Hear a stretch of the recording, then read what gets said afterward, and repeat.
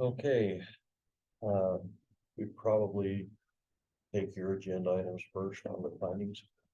Sounds like guessing we have some of the public here. Don't have anybody on Zoom. We're meeting to consider the findings of fact, conclusions, and decision on the application for amendment of zoning ordinance from Grazing G-1 to Recreational Forestry R-F Zone by Canyon Creek Retreat LLC and Steele-N-Jo's LLC for property located on the west side of Iona Road in Bonneville County. This is a public meeting, but not a public hearing. We won't be taking any testimony. So this we can't once the hearing is closed.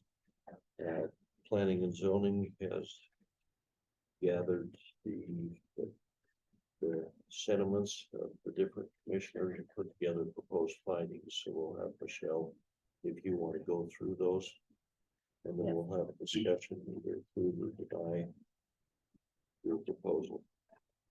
So this is Michelle Hagan. Matter comes before the county commissioners as a request to amend the zoning ordinance on parcels of land from G1 to the recreational forestry. The request is made by Canyon Creek Retreat LLC and Steele-N-Jo's LLC, the property owners. Parcels are located on the west side of Bone Road at 1664 and 1672 Bone Road, Bonneville County, Idaho. The Planning and Zoning Board heard the matter on June 28th, 2023. Planning and Zoning Board recommended by a 4-to-1 vote to approve the rezone request, which included typical conditions as well as buffering requirements for adjacent to the G1 grazing zoned properties.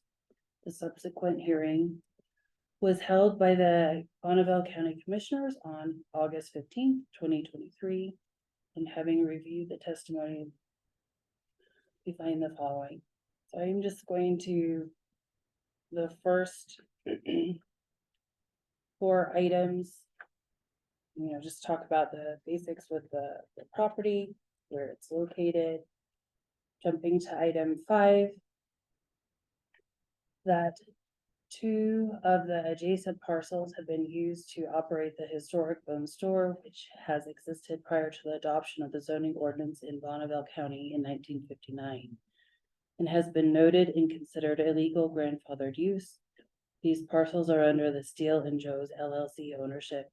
The adjacent parcel under Canyon Creek Retreat LLC has been used for agricultural and limited recreational purposes for a long period of time.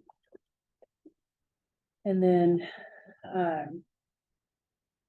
moving on to the analysis and conclusions of law section.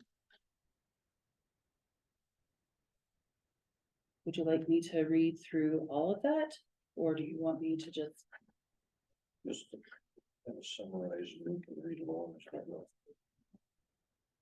So we have talking about the comprehensive plan and rural centers and what their goals are and their intent is, and also touching on the historic bone store and how the rural center was created around that store in 2013. And the intent was to provide convenience of goods and services to the traveling public and the surrounding area for the rural community. And then we have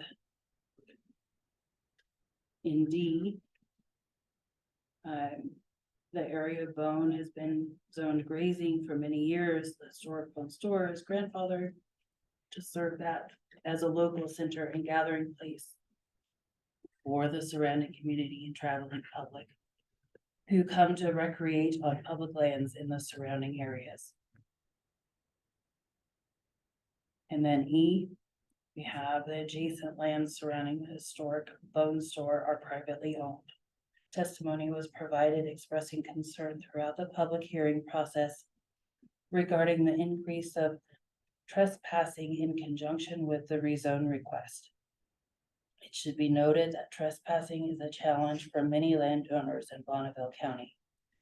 As part of the rezone process, buffering requirements are made to lessen the potential impacts on adjacent properties, one of which is trespassing. And then going to G. The comprehensive plan, the county has general health, safety, and welfare requires protection for health, safety, and welfare of the citizens. Zoning ordinance requires that landscape screening or buffering between lesser and more intensive uses. It's been determined by this board that the proposed use could affect the nearby uses unless appropriate steps are taken to mitigate any potential adverse effects, present or future. The amendment will be conditioned upon the following facts. So I have 1 through 14. So Let's go through those. I mean, those are the standard that we use in all other decisions, but yeah, I've heard that those read into the record. yes, okay. 1, that all on-site lighting be designed so that no direct light will be visible off the property to reduce light pollution. 2, that the development be designed so that a buffering system be incorporated to limit the impact of noise off-site and provide a visual noise and security buffer for the adjacent arterial roadway as well as adjoining grazing uses. 3, that there shall be a buffer fence located around the property, the design of which shall be approved by the administrator. 4, the developer shall provide and install an appropriate on-site landscaping plan and buffering plan that provides a visual as well as sound barrier to be approved by the county that will blend into the area. Part of the plan shall include a buffer plan adjacent to the grazing zoned properties. A buffer must be installed as part of the initial improvements of the subdivision. An alternate equal plan may be submitted to the administrator and approved by the administrator in lieu of the original buffer system. 5, that a plan for potable water system and irrigation water be submitted that will meet both the short and long-term use of the area. 6, that a plan for fire protection will be submitted that will meet both the short and long-term use of the area. 7, that a sewer plan be submitted that will meet both the short and long-term use of the area. 8, that a plan for on-site drainage must be submitted and approved by the county. 9, that the developer must submit a plan for review prior to construction to verify compliance with the requirements as specified in this decision. 10, the developer shall submit a development plan for proposed use to address parking, other structures, restrooms, vendor spaces, and trash receptacles. 11, the hours of operation to be within 7 a.m. and not later than 10 p.m. 12, the number of people allowed during events held on site should not exceed 250 people. 13, sufficient event staff will be provided to handle event safety.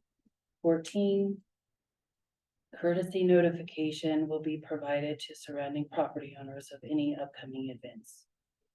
Then we have H, the developer must submit and have approved a subdivision plat prior to construction to verify compliance with the requirements as specified in this decision.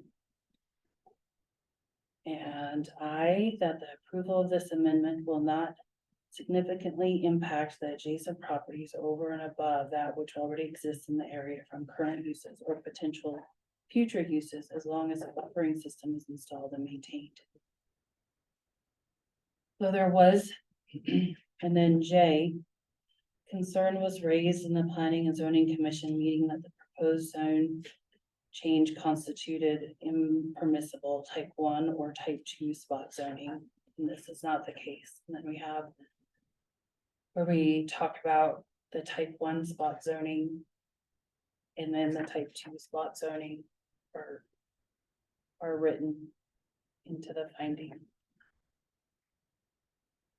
Then I'll go, and spot zoning is generally not permitted in Idaho. We have some court cases that are referenced. And then restated simply, spot zoning is permitted in instances where the proposed zoning matches the use and long-term picture of the area. Zoning map is not required to automatically be changed to mirror the comprehensive plan or for a rezone to be permitted. And then, based on the above facts and findings, the county recommended approval of the G1 zoning to recreational forestry zoning, subject to those conditions that I had read into the record. Is there anything? Those are the conditions that are repeated. Yes, they are repeated. In the decision part, Yes. make sure we got them. Yes, and I got all edits. They should be the same. I have a little concern with number 3, that there should be a buffer fence located around the property, the design of which shall be approved by the administrator.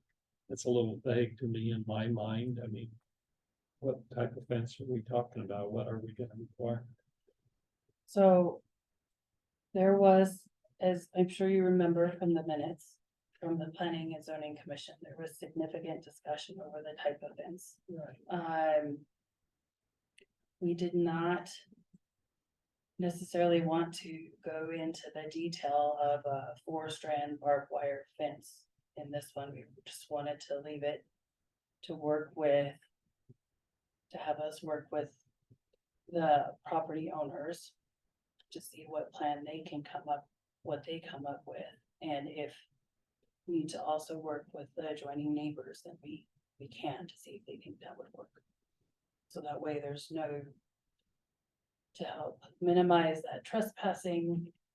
I don't think Austin had wanted to. Is that part of a HERD district? I don't remember if there's a HERD district out there. Makes a difference on the fencing. Yeah, but this is the standard that we use for all other development zoning and especially gravel pits. Yeah. And they have to review it on a case by case. Because I don't think it's part of the record whether this is or is not part of a HERD district, but the administrator has the flexibility to work with them, find out what's adequate. Okay. Because, you know, we don't know yet what type of development will be started up there, or if and when. Yeah. So you have to have that flexibility with the administrator. Yeah, and I trust that you'll. Somewhere between a single strand of electric fence and a concrete wall like Sunnyside has. Yes, I think it'll be somewhere in between that. I Well, don't think the That's part of my concrete wall. concern, is I didn't want it to be overly burdensome Yeah. on the landowner to do something that is beyond what is necessary. Yeah, that's why we wanted to have that flexibility. And there's been no discussion about doing a concrete wall, so that's not been part of it at all. I think the decision is really well written. I think it incorporated all of the concerns and, yeah. And planning and zoning. I apologize for how long it took. Was there any discussion about any sort of in lieu of participation on Ball Road improvements or public road improvements along the frontage on Ball Road? I think those are addressed in there with all the other improvements as they proceed. You know, what it does is it kind of memorializes the limits, the crown limits, the parking. Yeah. Things like that, that they'll be obligated. to do. And that's part of the zoning decision, so those would be zoning violations if they didn't meet those. Along. And I know that they will need to do a subdivision plat. And then we can also address those at With that the plat. time. And then I know what their plan is. And so that will also involve a site plan review, it'll be similar to what we have with our plat. So it can probably run concurrently. The process that will involve would be the same as any other plat. Okay, do you have any questions? No, thank you. Do you have a motion? Yeah, I'd make a motion that we approve the findings, which has the decision to approve the request for the amendment of the G1 to R-F zoning. Based upon the conditions that were listed 1 through 14. And second that motion second, all in favor? Aye. This will be the original copy. Okay. I see the representatives for both story here if they want to wait and go out with Michelle. She can get you a photocopy of the signed decision.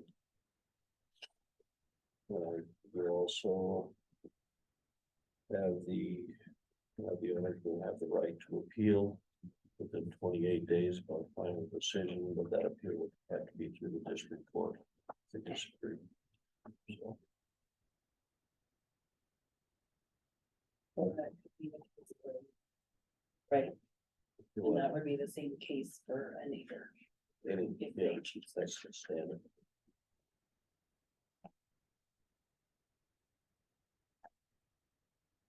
Okay. And we have the ITD one. Yes, Is that this? no, I that's didn't separate. give you both at the same time. Yeah. If you want to go, you can, you don't have to sit through more. And I'll meet you Although out it's there. terribly exciting.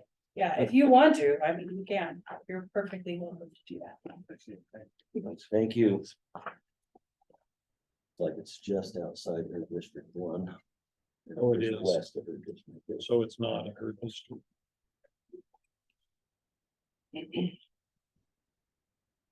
Well, I know. that's the facts, yeah. What is the fence requirements? How are they? You have to look at her district. Let's wait. Yeah. On that discussion, because it's really not part of that. We gotta see. I'm just curious. Okay, this one, I think looking at them, the conditions and everything were the same, and we probably don't need to go through those. Okay, Uh, the recommendation was to approve. The Idaho Transportation Department. Yes, I have any questions, I'm gonna do that. No, this one is pretty straightforward. I made the motion that we approve the decision. Second that. Yeah, this one was a lot easier to do. All in favor? Aye. Good. Shall go. Well, Austin asked me to stay for the whole. He was not able to attend. Yeah. Again, dividing and conquering.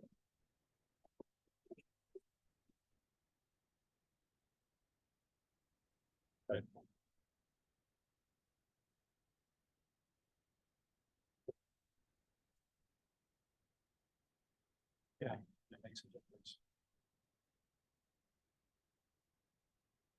Okay, You want to take the next one? yeah, I went to Bonneville, that little corner piece, I don't know anything about it, so. they want, it's the one that's going to be, you'll see the developer had their, on the corner that they wouldn't. As their pump. Yeah, what was the guy's name?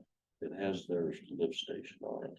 On 45th East, Yeah, oh, okay, and we finally got them to agree to purchase that. okay, So, because there are some back taxes, but the recommendation would be to cancel those and use this money for the sale of county property. Yeah. So.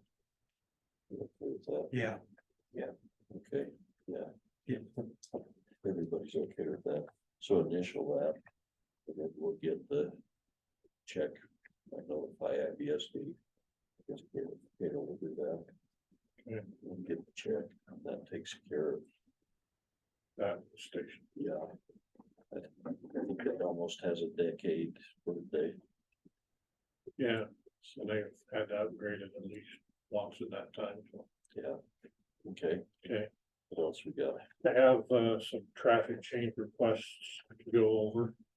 I have a packet if you want. I don't know if you want.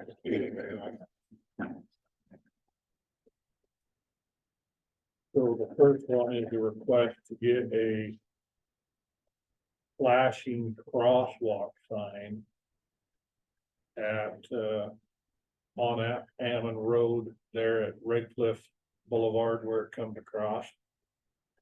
There's a picture on the next page that kind of shows where it is. So we have a crosswalk sign there. She talks about no crosswalks at Ammon Road and Iona Road. There are crosswalks there. There are painted crosswalks there.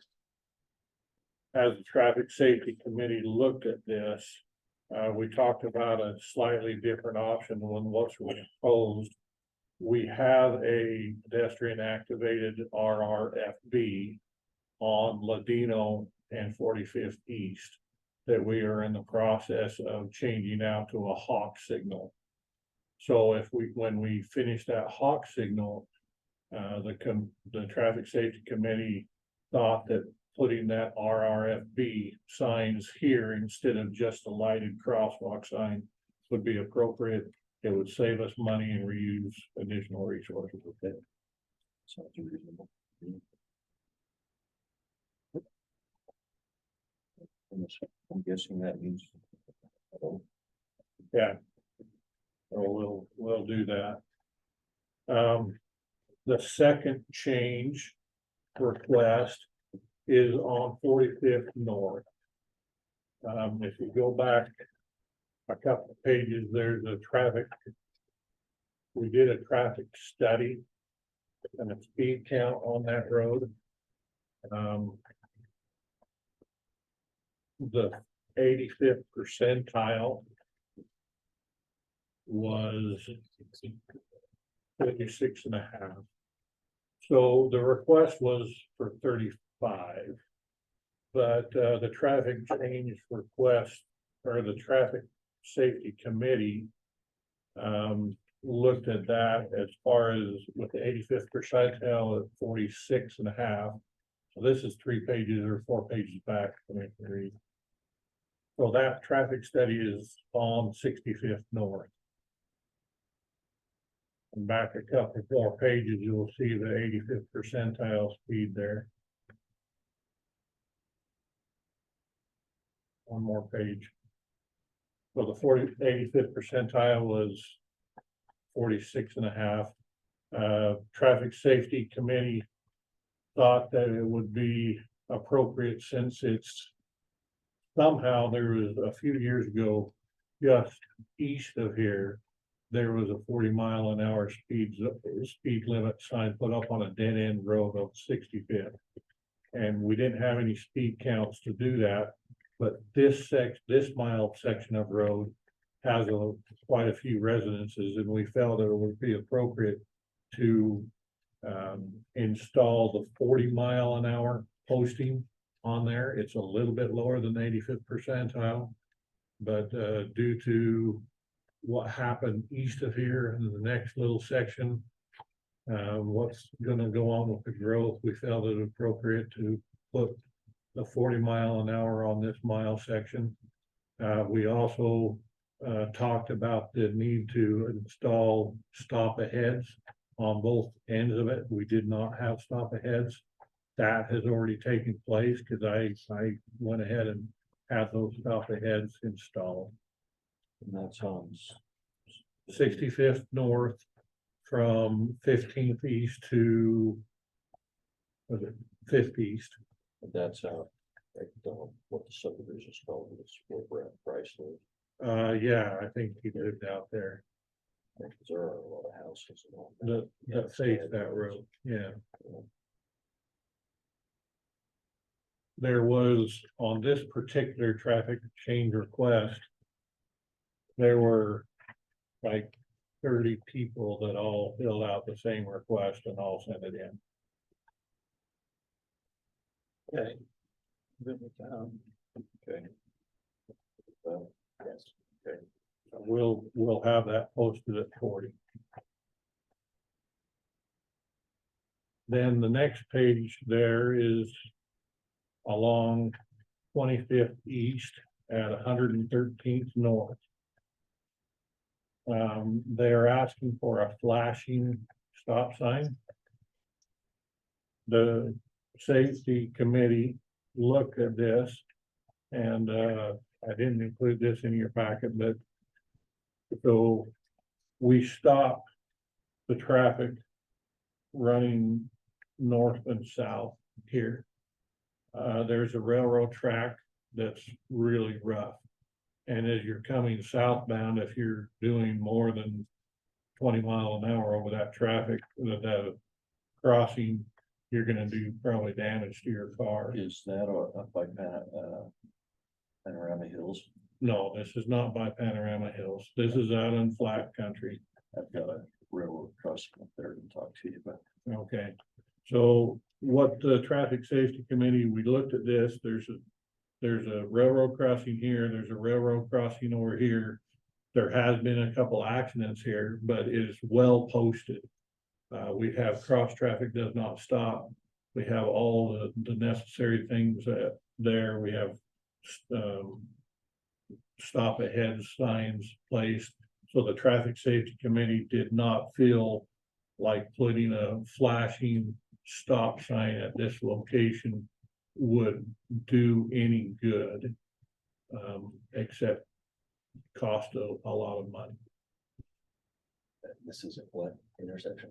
It's at 113th North and 60 or 25th East. 25th East, 113th North. What does it remind me again, what they cost to put in? The flashing stop signs typically cost around $2,000 per sign, and you need 2 of them. So it'd be close to $4,000. What kind of accidents have we had with that? How many injury or non-injury? We've had, I think there was 4 non-injury and 1 injury in the last 5 years. You're saying the only reason they determined that it wouldn't be beneficial here is because of that Well, railroad that slows people. that's part of the reasoning, because the southbound traffic is where we've had some of the accidents. And if you're going over that railroad crossing at any speed, it's dangerous in itself. And so you've got to slow down to get over there, and then you keep slowing down. It's only 400 feet further south to the stop sign. And it's easily visible from northbound and southbound traffic. That's what I noticed on it. I mean, there's no obstructions. None. We should uphold the recommendation. I agree. Okay. We're gonna have a little bit of those flashing. Yeah. It's pretty cool.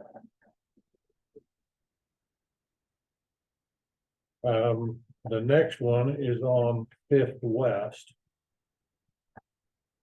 And we did another speed count out there. The request was to post it at 35 miles an hour. The traffic safety committee talked about it, and there's a number of different areas through there that where the city is city and then county and then city and then county.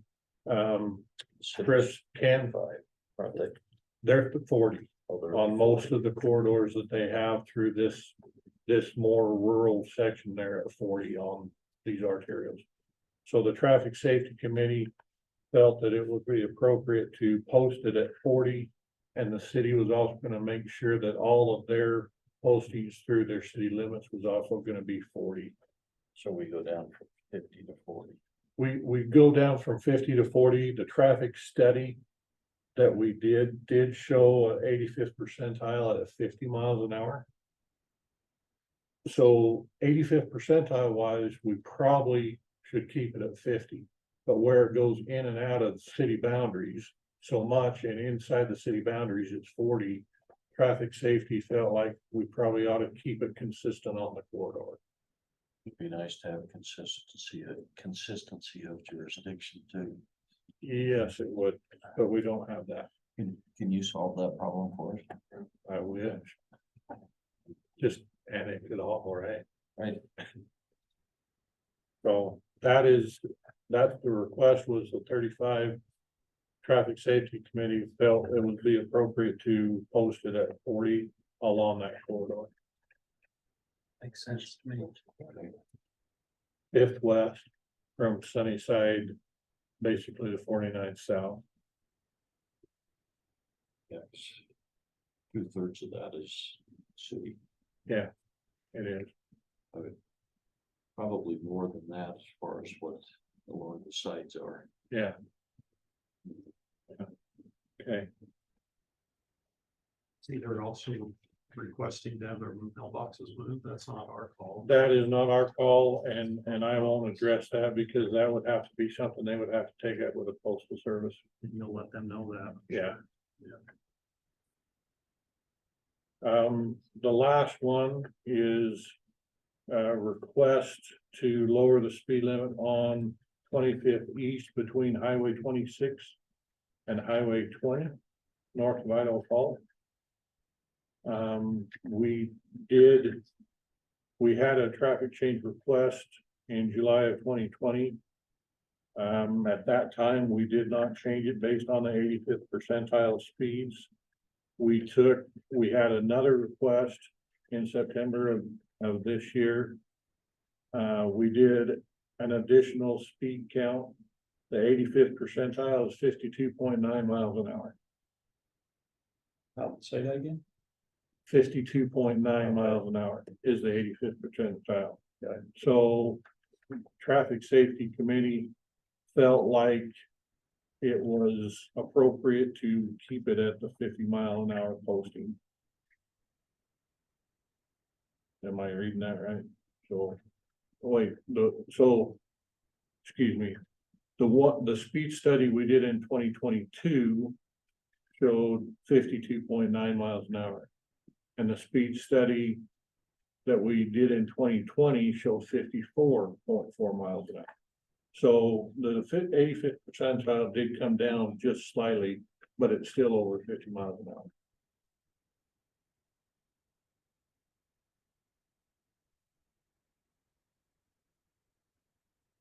That's one of those difficult ones because you go to 40 to 49. 40 miles an hour to 49, and then up to 50 where it's more wide open again. Where it's more wide open, but there's still a lot of houses through there too. And that's the trouble with the 85th percentile and what people are going is posting it lower isn't necessarily going to make people go slower. Well, it takes enforcement for about 6 months. And we had, at this particular traffic safety committee meeting, we had 3 members of the sheriff's office there. And they all kind of said the same thing, but they all recommended that we not change it at this time. In other words, they don't have the staff to enforce it. Generally speaking, yes. Good. How far are we from the sheriff's election? Probably increase in traffic enforcement the year before that.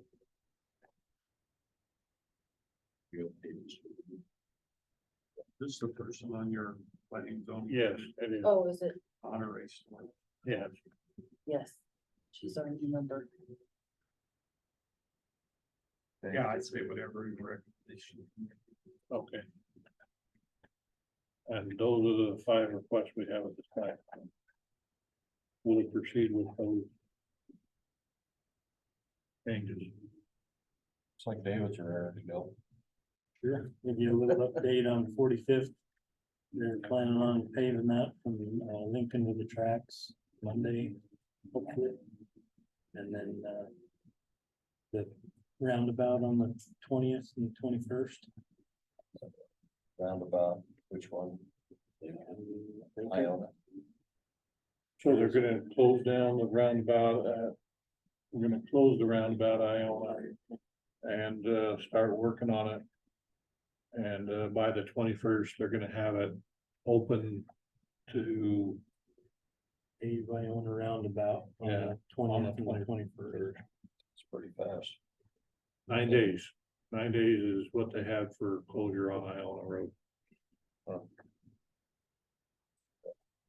Be nice if we get it done. It looks like the weather's gonna hold too. Yeah. Yeah, it does. And they're consistently working on, the section north of the tracks. They really do think that they're gonna be able to pave from Lincoln Road north to Iona Road this year. All the way, so, That'd be great. and then next year we'll end up coming back and going north from Even though Iona we Road. can't get the state to put the last lift on those major intersections. How come? They will, they just, I don't know what they're waiting for, but they will. They need to. Yeah. Yeah, you got those dips. So, yeah, I don't know what they're waiting for. Okay.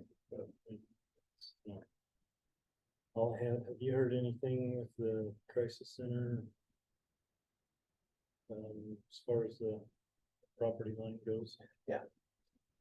Plans have changed, moving that over to the west side of the building between the two doorways. So you still need some asphalt removal? And Yeah, probably need to cultivate line first. I have no idea where anything up there is, so, you know, is that marked out in white paint or what, the area that you're planning on? we will, I'll go out and they. Marks 3. Yeah, let me know when you've done that, I'll think. Find out where our sprinkler system runs out of house. Maybe we'll discover it. Yes. It's a mess.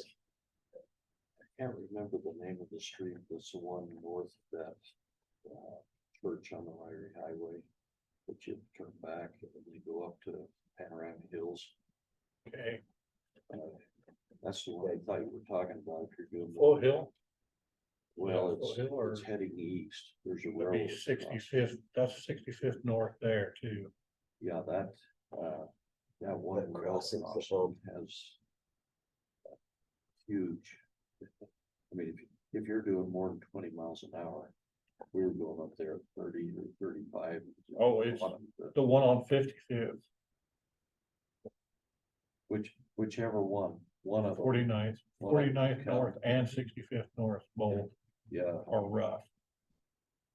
get a hold of the railroad. Need to fix those. Okay, Good luck. yeah. Yeah, those ones, both of them, east of 55th east are really rough. And that's why I wonder if we shouldn't put a warning sign on those. You know, because you could be going on and even the speed limit and hit that. Do some pretty serious damage. Okay, I'll look into that, see what we have.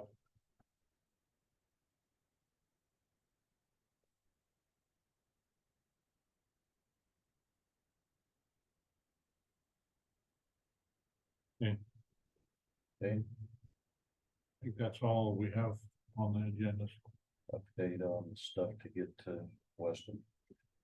I called him twice yesterday, I emailed him. He was on a project till about 2 o'clock in the morning. Oh, I tried to get a hold of him and see where we need to go. I did email him an updated draft of that agreement that I went through, and I deleted out a bunch of stuff, so. But I haven't heard back from him. And then leachate on the hill, I mean, they pretty much got it drained. They're draining it back. When we had that rainstorm, it did go up 3 feet. But we're in the bottom of the pond, and so it So raises it's- faster. Yeah. Yeah, but it did go up about 3 feet when that bigger rainstorm. Yeah, it rained over there. We were shut down doing potatoes for 2 full days. Yeah. But where are we on the estimates?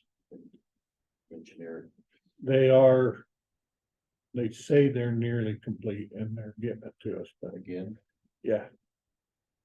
I don't know. They'll have by next Monday. Sure. That's code word for. It's checks in the mail. Okay. I don't. So I think